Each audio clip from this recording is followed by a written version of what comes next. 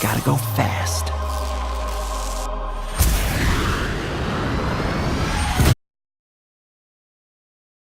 When you know within yourself that there's something you want to do, and I believe that all of us were born with a purpose, that all of us have something that we are supposed to do, that all of us have some goodness within us, and that goodness gives us a responsibility to manifest our greatness.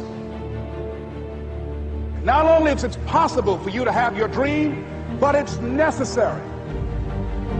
It's necessary that you have it, that you work on it, that you develop yourself, that you go for what is yours in the universe.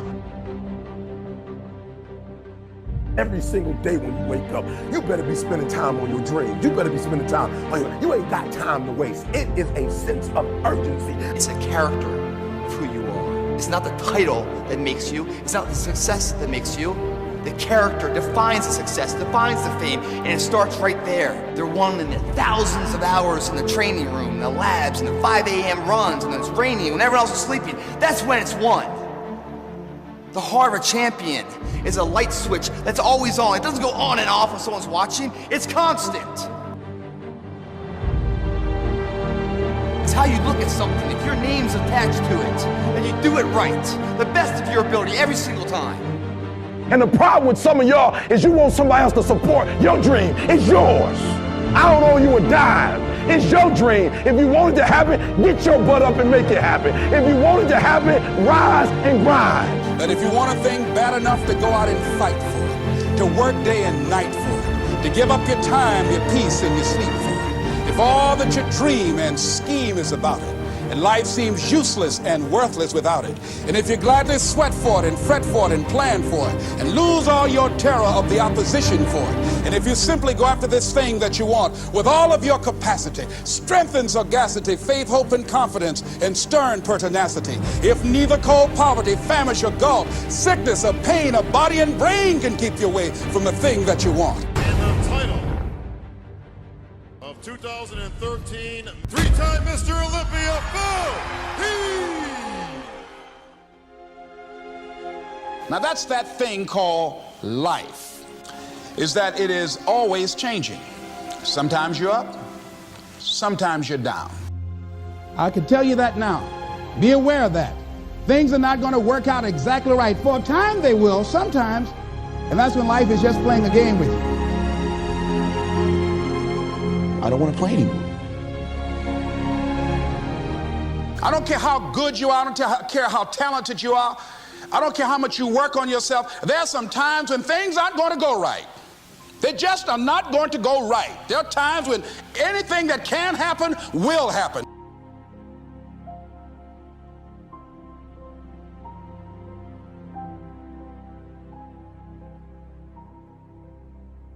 But during those down moments, that's where the growth takes place.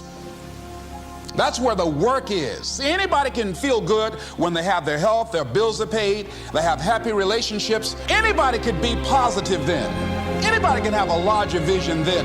Anybody can have faith under those kinds of circumstances. See, but the real challenge of growth, mentally, emotionally, and spiritually, comes when you get knocked down.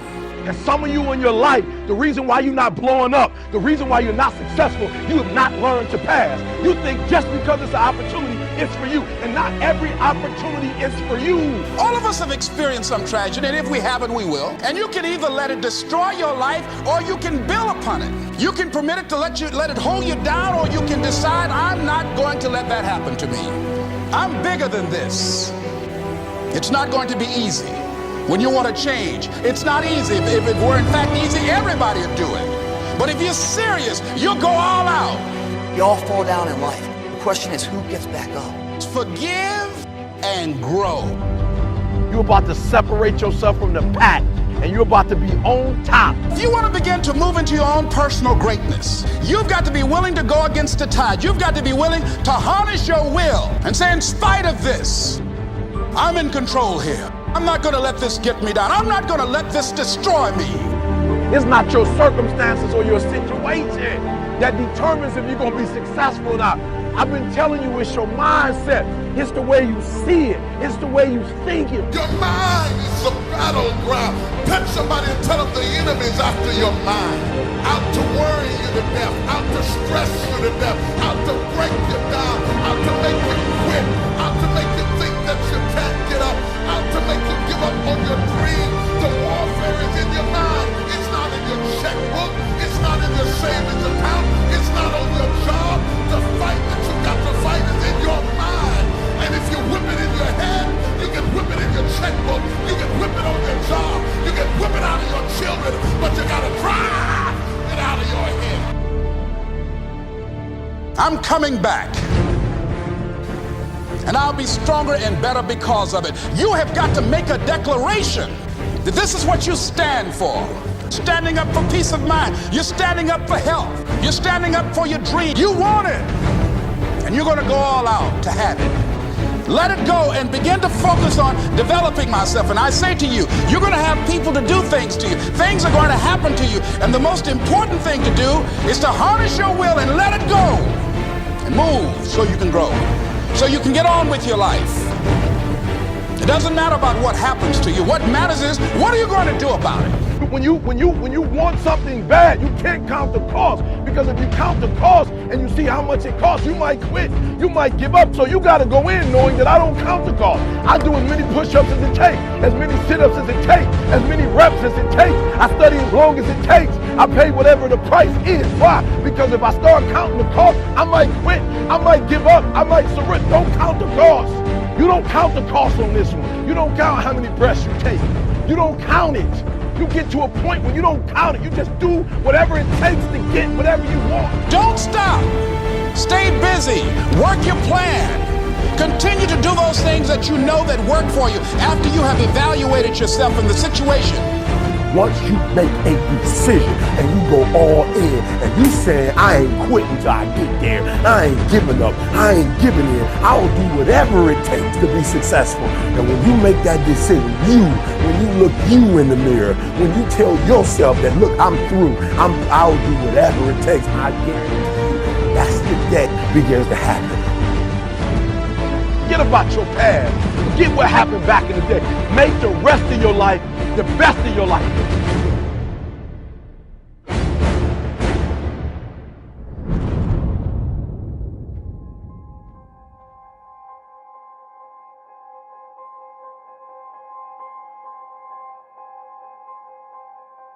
How could a man hit a target he could not see? That's a pretty good question. Here's another one. How can you hit a target you do not have? Besides, planes are built for flying. Ships are built for sailing. Houses are built for living. And man, too, was built for purpose. He was designed for accomplishment. He's engineered for success. He's endowed with the seeds of greatness. And the greatest danger we as human beings have is when we do not do anything at all. People today complain of lack of time. It's not lack of time that's the problem, it's the lack of direction. Are you a wandering generality, or are you a meaningful specific? Are you going to work tomorrow because that's what you did yesterday? If that's the reason you're going tomorrow, you won't be as good tomorrow as you were yesterday, because you're 2 days older and no closer to the goal you do not have. What about you personally? Have you got your goals laid out? Are you a meaningful specific, or are you a wandering generality?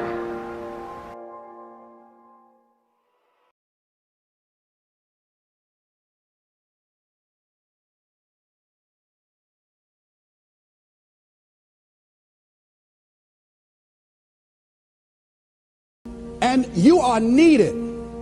Part of why we should begin to look at how we give up our lives is that we've got to begin to see, what is it that I'm supposed to do? What is my life work? And then give ourselves to that. Because as we do that, ladies and gentlemen,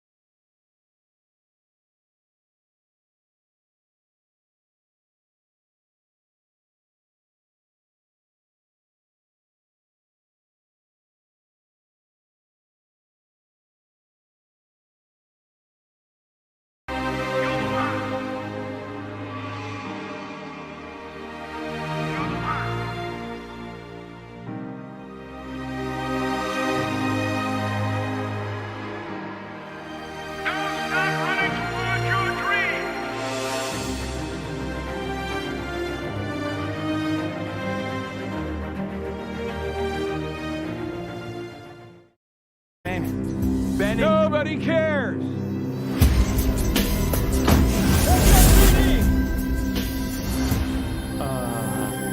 Meow. Oh, come on. Okay, pal, I want to basically look like a senior plan.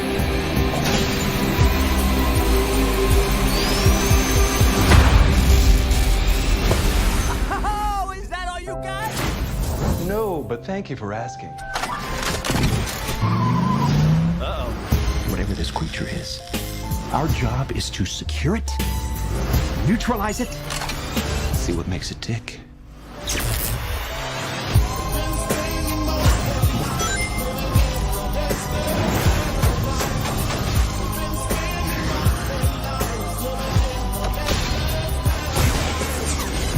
Look at this. I took 9 million steps today.